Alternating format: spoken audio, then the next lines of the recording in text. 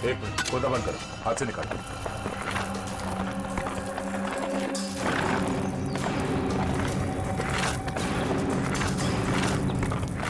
तो इसके अंदर तो नहीं?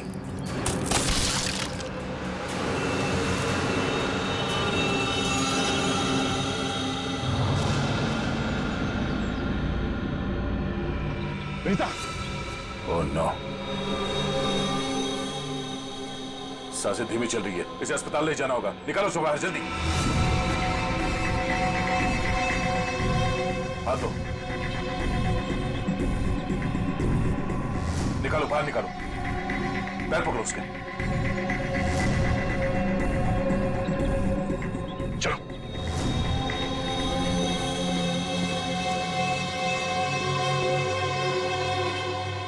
इतना समय बीत गया है, पता नहीं किस हाल में होगी विनीता। हम तो वक्त रहते उसे यहाँ ले आए, उम्मीद तो यही है कि वो ठीक हो जाएगी। ठीक भी हो जाएगी तो भी रोहन की मौत और उसके माँ बाप की मौत का सदमा पता नहीं बर्दाश्त कर पाएगी कि नहीं। मैं हमेशा कहता हूँ कि सीआईडी में सबसे मुश्किल काम यही है, किसी को किसी अपने की मौत की खबर देना। हाँ डॉक्टर साहब, कैसी है विनीता? अब खतरे से बाहर है, उन्हें होश आ गया। गुड, हम उनसे बात कर सकते हैं? हाँ बात कर सकते हैं, लेकिन वो काफी तनाव में, बहुत देर तक कम ऑक्सीजन में रहने की वजह से फिलहाल बहुत ज्यादा कमजोर है वो। थोड़ा संभाल के ध्यान रखिएगा इस बात का। ठीक है, हम इस बात का ख्याल रखेंगे। Thank you. चलो।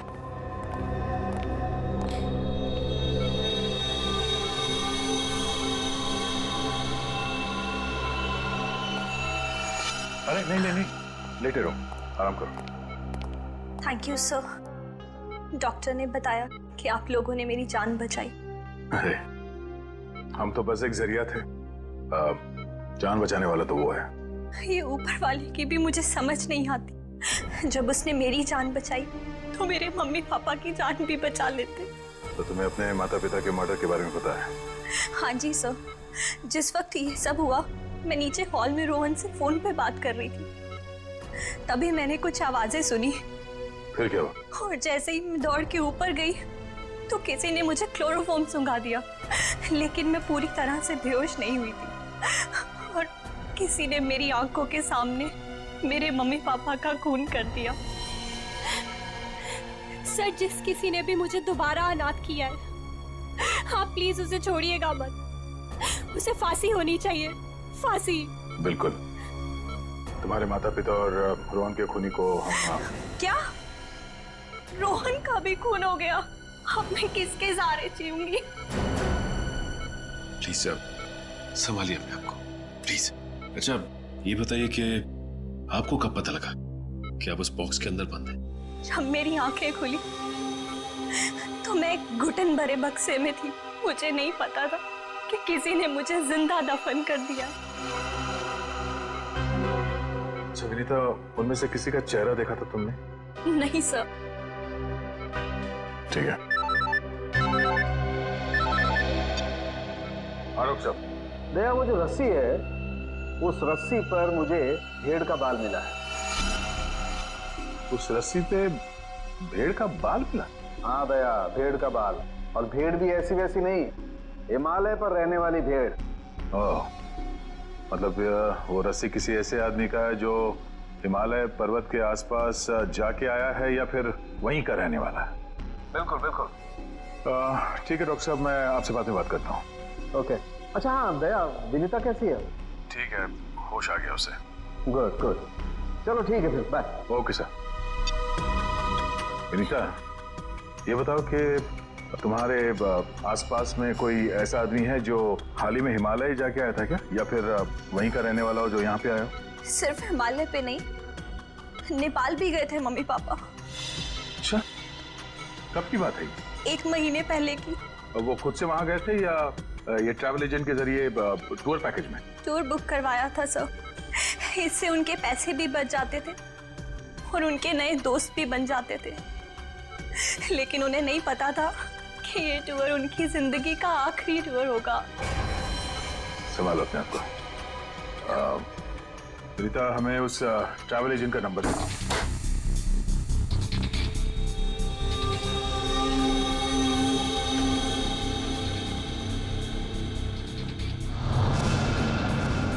मुझे अपना के मुझे फिर से पराया क्यों कर दिया माँ?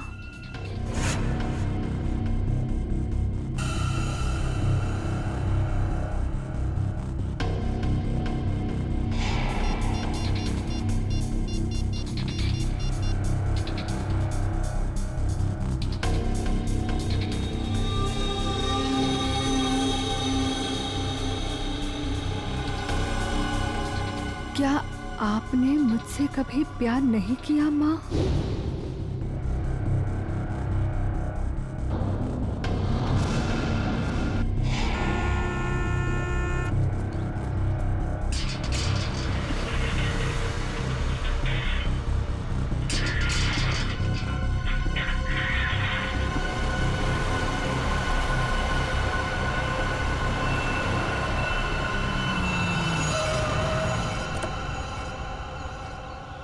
नमस्ते मैडम जी। नमस्ते।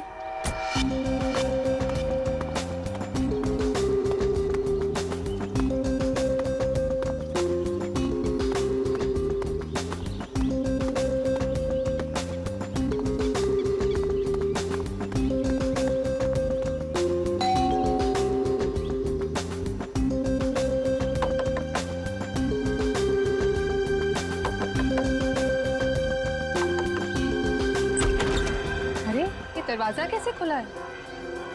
विनीता, विनीता, विनीता, कहाँ हो तुम? सो रही हो क्या? विनीता। अंकल, आंटी, कोई आवाज क्यों नहीं दे रहा है?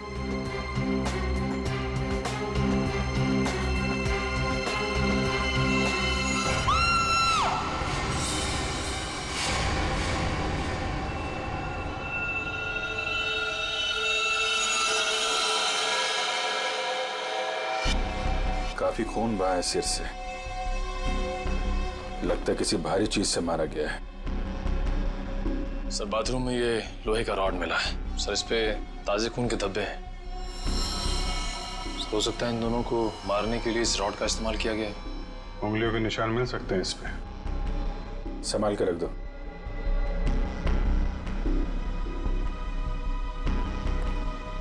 वैशाली जी, आपने सबसे पहले देखा लाशों को? मैंने और मेरी फ्रेंड विनीता ने टेनिस खेलने का प्लान बनाया था। जब मैं यहाँ आई तो विनीता मुझे नहीं मिली और अंकल आंटी की लाश के आसपास किसी को देखा था? यहाँ पे कोई नहीं था। और बाहर का दरवाजा खुला हुआ था? जी, पर मुझे विनीता की फिक्र हो रही है क्योंकि उसका फोन सुबह से बंद आ रहा है। विनीता का कोई फोटो है आपके पास? फोटो तो ये रही। वंश सर, ये फोटो सब चेक ना किया और पुलिस स्टेशन में भेजो। इसकी जान को खतरा हो सकता है। सर। और आप हैं यहाँ के वॉचमैन। वॉचमैन का मतलब समझते हो? घर का रखवाला। ये रखवाली की तुमने अपने मालिक और मालकिन की? कैसे कहूँ साहब, अब तो ये बोझ पूरी जिंदगी मेरी आत्मा पर रहने वाला। तुम्हारे रहते हुए खूनी अंदर आया तो आया कैसे? ये बात तो मेरे लिए भी पहेली बनी हुई है। ऐसी पहेली सुलझाना सीआईडी को अच्छी तरीके से आता है। प्लीज साहब, मेरे बाबूजी से इस तरह बात मत कीजिए। ये दिल के मरीज है और अगर इन्हें कुछ हो गया तो मेरा क्या होगा? चुप कर, माफ करना साहब, मेरा बेटा है, मुझसे बहुत प्यार करता है। चल जा, बाहर जाके बैठ।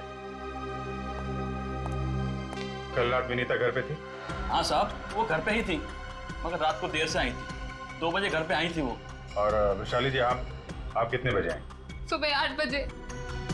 मतलब विनीता यहाँ से रात 2 बजे से सुबह 8 बजे के बीच में गई है? नहीं गई साहब। नहीं गई है तो घर पे कहाँ है? तुम ड्यूटी पे कितने बजे सो रहे थे ये बताओ? नहीं साहब, हम बिल्कुल नहीं सोए। सोने की बात तो दूर, हमने सेकंड की झपकी भी नहीं ली। तो क्या वो खूनी आसमान से उड़ के इस घर में आया? हाँ? तो चलिए एक बात बताओ, विनीता के परिवार वालों की किसी से कोई दुश्मनी थी?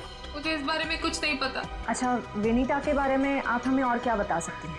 विनीता मुझसे अपने सारे सुख दुख बांटती थी, बस उसे अपने अनाथ होने की हीन भावना महसूस होती रहती थी। एक मिनट, आपने कहा कि विनीता अनाथ है? अंकल आंटी ने उसे गोद ले रखा था। अच्छा, विनीता का सुरेश जी और उनकी पत्नी के साथ कैसा संबंध था? बहुत अच्छा था, जैसे कि उसके सगे माँ बाप हो। पर विनीता से वो एक ही बात से नाराज होते थे। कौन सी बात? रोहन। ये रोहन कौन है? वो सुरेश अंकल के दोस्त धनराज जी का बेटा था। उससे विनीता बहुत प्यार करती थी, पर इन्हें ये रिश्ता जरा भी मंजूर नहीं था। रोहन ठीक आदमी नहीं था क्या? एक नंबर का शराबी। उसकी शराब पीने की लत की वजह से उसके माँ बाप ने उसे जायदाद से बेदखल कर दिया था। शराब पीने के बाद उसे कुछ भी होश नहीं रहता। एक बार तो उसने मेरे सामने इतना बड़ा ड्रामा क्रिएट किया था। विनीता दरवाजा खोलो, खोलो दरवाजा। मैंने कहा दरवाजा खोलो वरना मैं दरवाजा तोड़ दूंगा। रोहन, मैं तुमसे अभी कोई बात नहीं कर सकती, प्लीज चले जाओ यहाँ से।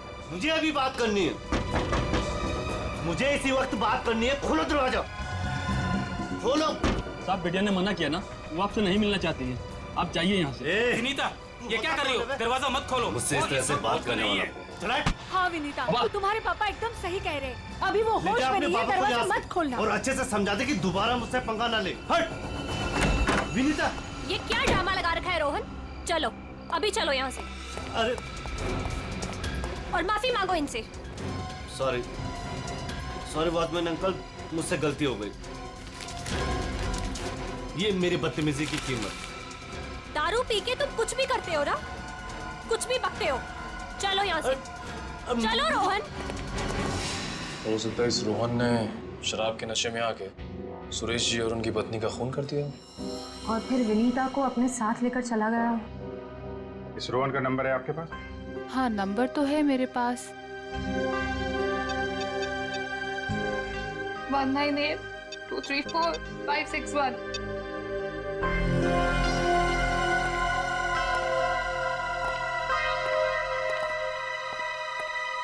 रोहन का फोन भी बंद आ रहा है। सर, एक बात समझ में नहीं आ रही है। अगर वो खूनी मेन गेट से अंदर नहीं आया तो फिर कहाँ से आया? घर को चेक करते हैं।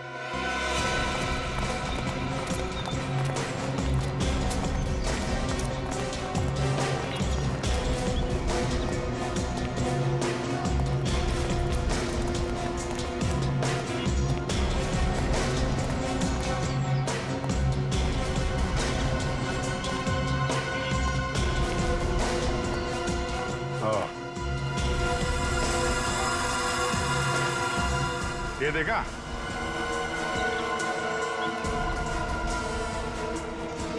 लगता है खूनी यहाँ से अंदर आया और फिर यहीं से बाहर भाग गया। सर, खूनी यहाँ से आ जा सकता है, लेकिन खूनी विनीता को यहाँ से कैसे लेके जा सकता है? हाँ सर, अगर विनीता के साथ उसने जोर जबरदस्ती की होगी तो विनीता चीखती चिल्लाती शोर मचाती।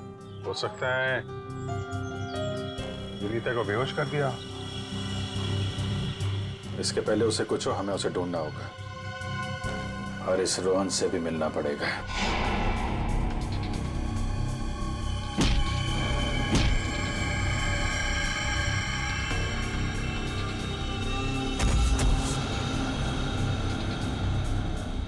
सर, अभिजीत सर ने रोहन का यही का पता बताया।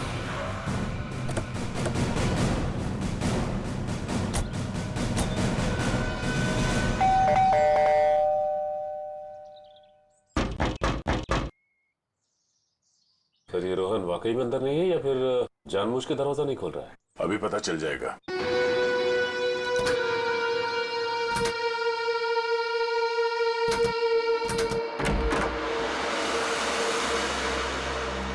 हो सकता है उसने विनीता को यहीं कहीं छुपा के रखा हो। घर में सामान भी ज्यादा नहीं है, पूरा घर खाली दिखाई दे रहा है। हाँ, वैसे भी कंगाल है वो।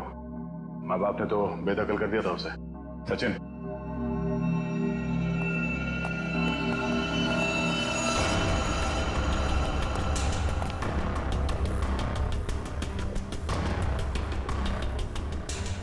सर, यहाँ तो कोई भी नहीं है, ना ही विनीता और ना ही रोहन।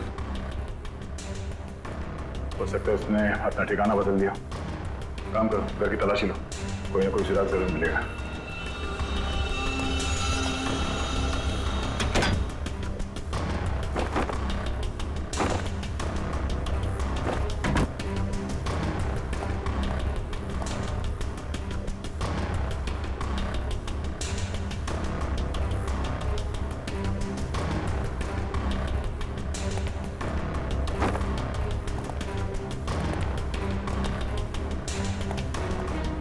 चारों तरफ किताबें ही किताबें पढ़ी। लगता है इस रोहन को किताबें पढ़ने का बहुत शौक था। नजरिया बदलिए, बहुत अच्छी किताब है ये।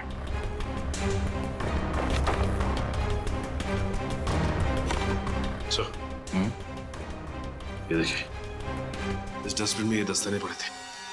लगता है किसी ने अभी भी जलाया। मतलब इन दस्तानों का इस केस से कुछ लेना देना है।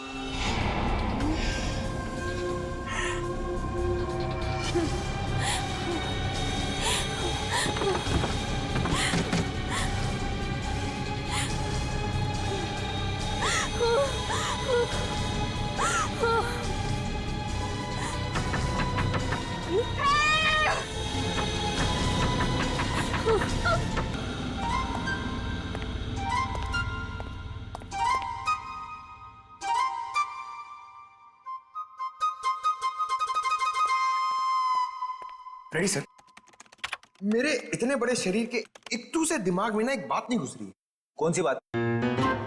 ये रोहन का मेन मकसद था विनीता से शादी करना, करेक्ट? करेक्ट। फिर इसने अपने सास ससुर की जान क्यों ली? अरे वृषाली ने बताया था ना कि उसे शराब पीने की बहुत जबरदस्त लत थी, और शराब के नशे में लोग अक्सर कुछ भी कर जाते हैं, उन्हें कुछ याद नहीं रहता। हाँ क्या? क्या? शराब के नशे में इतनी ऊंची दीवार कोई कैसे चढ़ सकता है, भले रस्सी के सहारे क्यों नहीं। और फिर विनीता, वो तो शराब नहीं पीती, वो क्यों गई रोहन के साथ? सर वैसे भी विनीता तो उनकी सगी बेटी थोड़ी थी। जो कुछ भी हो, जो कुछ भी हो, लेकिन वो अपने माता पिता से बहुत प्यार करती थी। नहीं नहीं नहीं, कुछ और ही चक्कर है।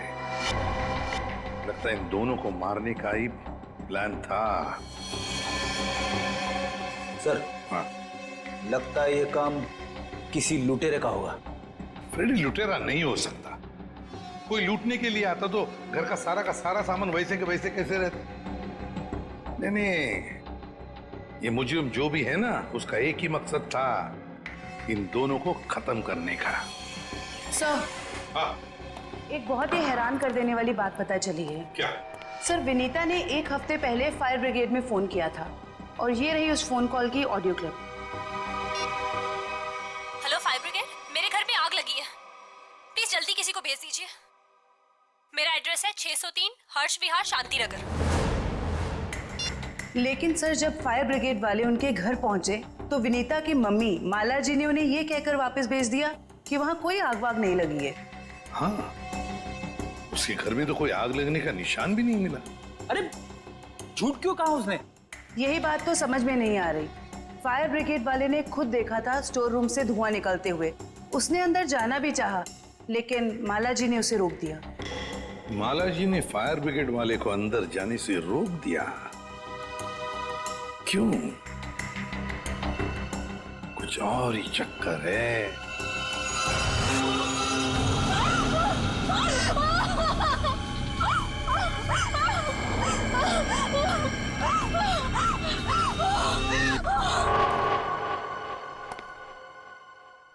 छान मारो इस जगह को अच्छी तरह से, कुछ ना कुछ जरूर मिलेगा।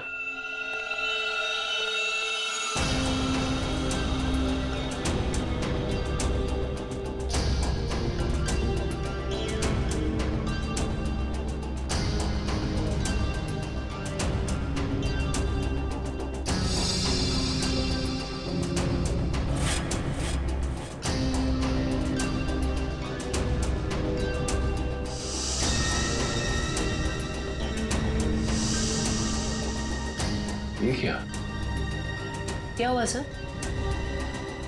सीलिंग पे पेंटिंग बनाया। बड़ी ही अजीब बात है। देखते।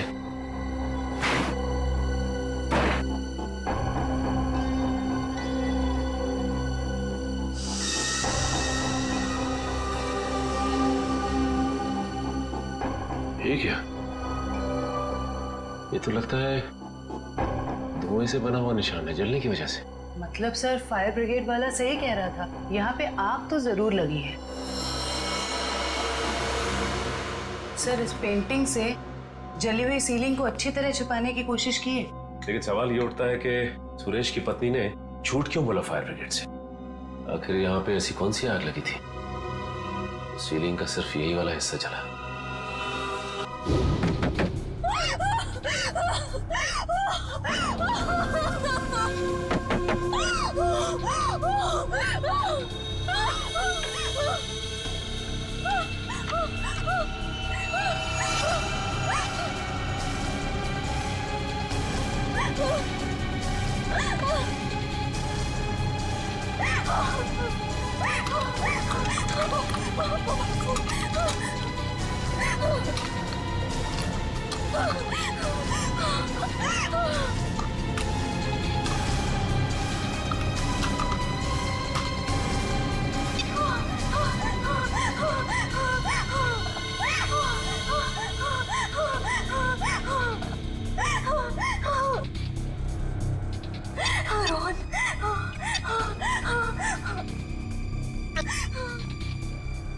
रोहन फोन क्यों नहीं उठा रहा?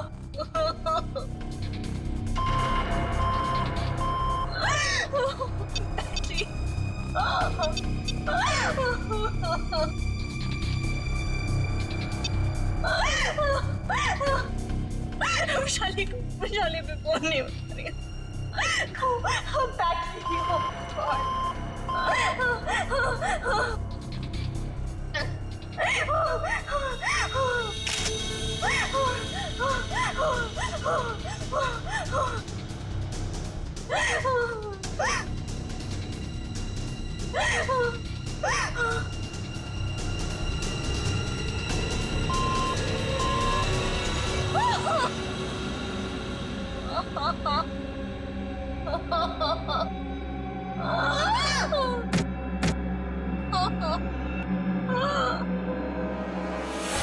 बस मौत रात को 1 बजे से 3 बजे के बीच में हुई है। और सर वॉचमैन कह रहा था कि विनीता रात को 2 बजे घर लौटी थी। सर अगर खून उससे पहले हुए होते तो वो चीखती चिल्लाती या बाहर जाती।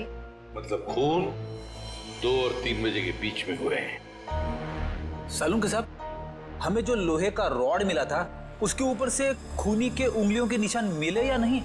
नहीं, बस कोई उंगलियों के निशान नहीं मिले। नहीं मिले? रोहन के घर में से हमें आधे जले हुए ग्लव्स मिले थे। कहीं रोहन ने वो ग्लव्स तो नहीं पहने थे ये खून करते वक्त? हो सकता है, तारिका वही चेक कर रही। सर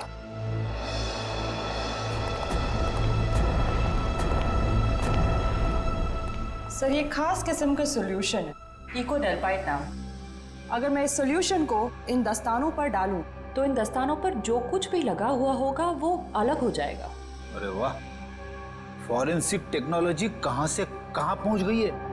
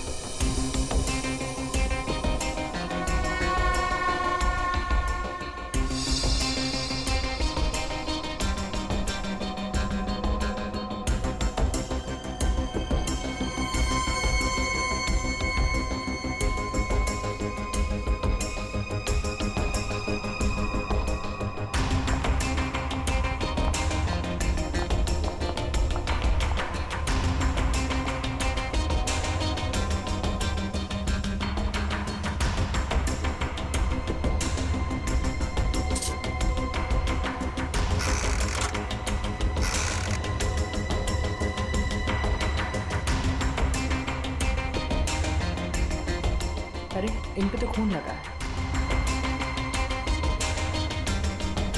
देखते हैं किसका है।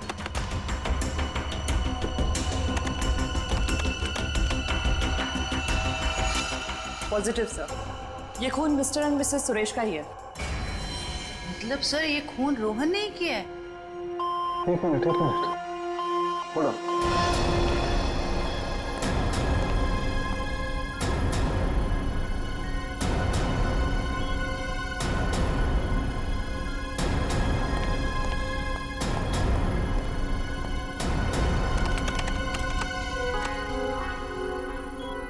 बस वो देखो, दस्तानों पर ये जो दिखाई दे रहे हैं ये रस्सी के रेशे। सर सर कहीं ये वही रस्सी तो नहीं जो हमें विनीता के घर के बाहर मिली थी? ये डॉक्टर साहब का कंप्यूटर कैसा है? टी टी टी टी करते रहता है। बस दस्तानों पर रस्सी के रेशे के अलावा कुछ और भी है। क्या?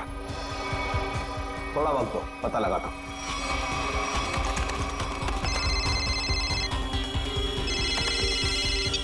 हाँ श्रेया, ठीक है। क्या? सर विनीता का फोन थोड़ी देर के लिए ऑन हुआ था, उसके घर के बिल्कुल करीब। और सर उसने सोशल नेटवर्किंग साइट पे अपने दोस्त को एक SOS मैसेज भी भेजा है। श्रेया मुझे लिंक अभी भेज रही है सर। ये देखिए सर।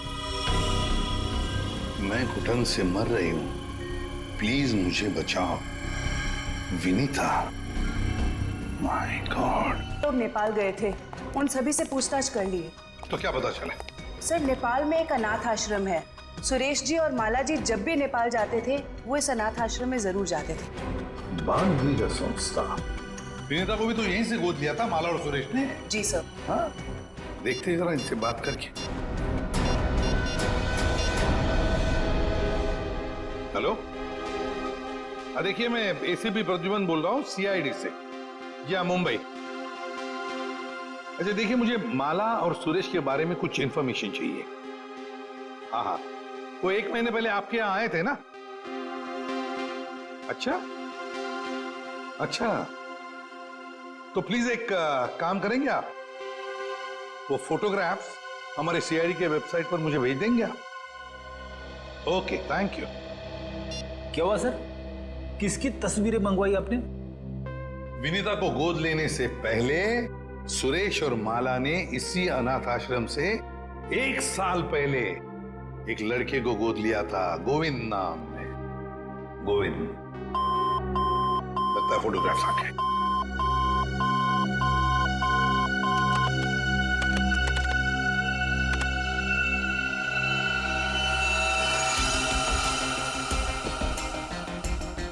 पांच साल की उम्र थी, साल 1999। मतलब सर वो आज तकरीबन 20 साल का होगा। अभी पता चल जाएगा गोविंद अगर आज है कैसे दिखता होगा।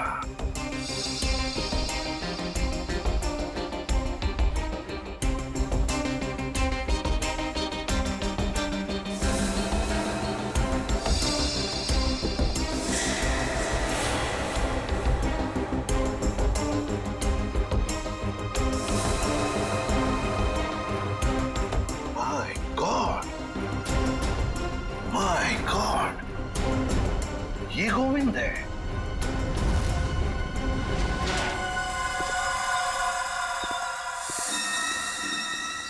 अब देखते हैं कहां भागेगा।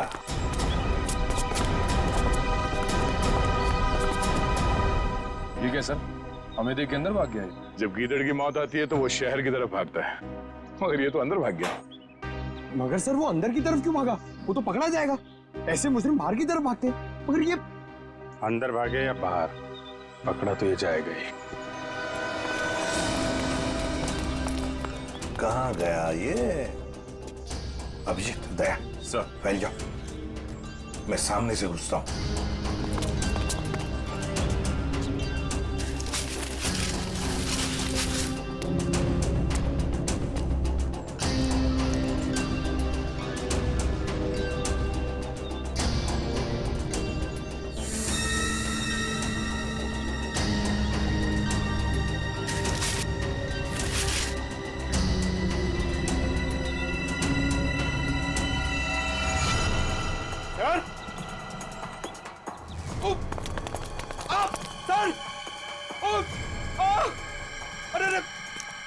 क्या हुआ? सर खुजली हो रही है सर। अरे खुजली कहां से होने लगी तुम्हें? सर बहुत तेज खुजली हो रही है सर। ये झाड़ की वजह से। अभिजीत, क्या हुआ इसे? सर ये प्लांट ये बहुत गड़बड़ है, इसकी वजह से इसको खुजली हो रही है। एक मिनट, अरे जल्दी से हॉस्पिटल ले जाओ। कुछ नहीं होगा, आ जाओ आराम से, सवाल क्या? सब जानबूझकर हमें यहाँ अंदर बुलवा लिया है। जाल रचा है उसने खुजली वाले पौधों का। संभल के रहना, यहीं कहीं छुपाई है।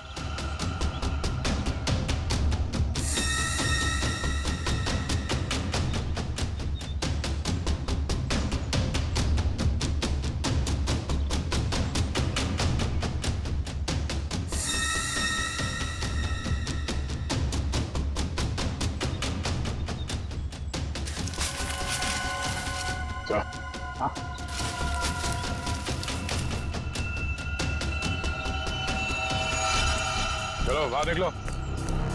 बहुत बना लिया पौधों को हथियार। अब विदाई का समय आ गया है तुम्हारा। ससुराल चलना है। चलो। प्लीज साहब, मेरे बाबूजी से इस तरह बात मत कीजिए।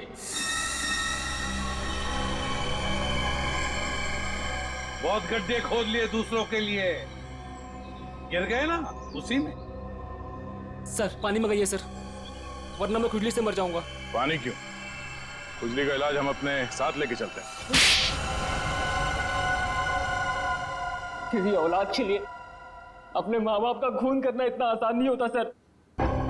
फिर चाहे वो माँ बाप सौतेले ही क्यों ना हो। गोद लिया था ना उन्होंने तुम्हें, फिर वॉचमैन को क्यों सौंप दिया? यही सच तो मैं भी जानना चाहता था सर, कि मुझे गोद लेने के 1 साल बाद मेरे माँ बाप को ऐसा क्या सूझा कि उन्हें लगा उन्हें एक लड़की को गोद लेना चाहिए।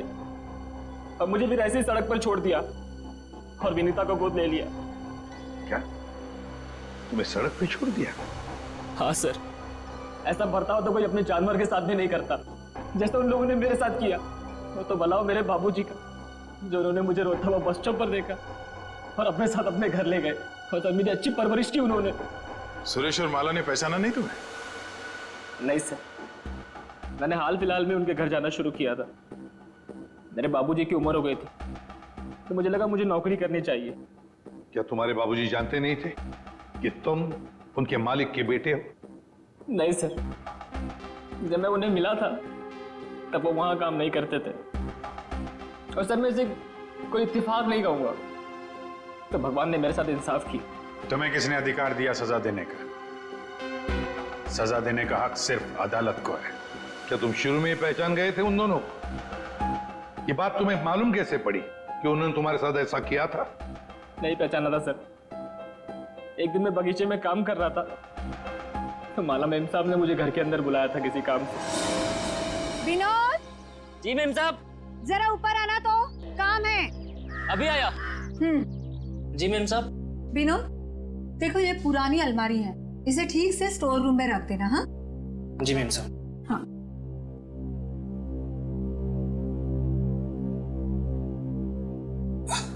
क्या हुआ विनोद, बहुत भारी है क्या?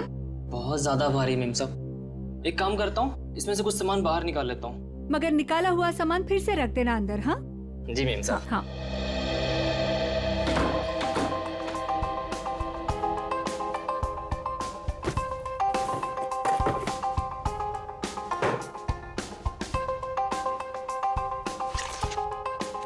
कितनी प्यारी प्यारी ड्राइंग्स हैं।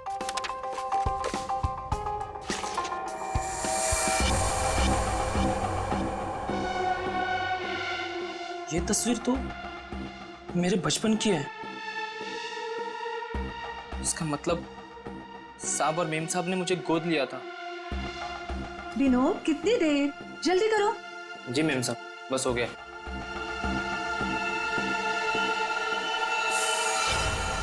और फिर तुम नेपाल गए सच्चाई का पता लगाने?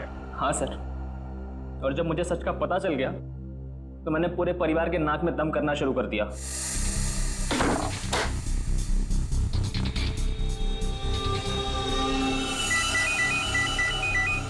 किसका फोन है? हेलो हेलो, अरे जवाब क्यों नहीं दे रहे हो? हेलो, कौन है? ऐसा क्यों किया? कौन बोल रहा है?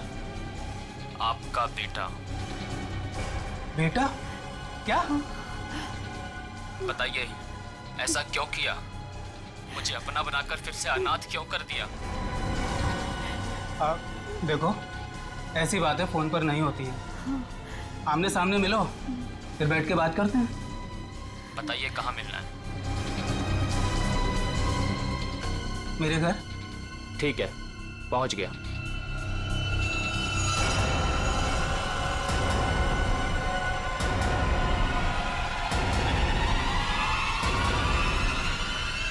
स्टोर रूम की अलमारी में तुम्ही ने आग लगाई थी ना? हाँ सर, पर माला जी नहीं चाहती थी कि उनकी सच्चाई दुनिया को मालूम पड़े और समाज में उनकी बेइज्जती हो, इसीलिए फायर ब्रिगेड को भी उन्होंने वापस भिजवा दिया। और रोहन? रोहन को क्यों मारा? मैं रोहन को नहीं मारना चाहता था सर, उससे मेरा कोई लेना देना था ही नहीं। मैं तो उसके घर गया हुआ था वो दस्ताने रखने के लिए, ताकि आप लोगों को दस्ताने उसके घर से मिले और आप लोग उस पर शक करें। उसने मुझे देख लिया सर, मजबूरन मुझे उसे मारना पड़ा। बदले की आग में तूने 3 खून किए, एक मासूम को जिंदा दफनाने की कोशिश भी की। ये कैसा बदला? ये बदले की आग तुम्हें फांसी के फंदे तक ले जाएगी, फांसी के फंदे तक।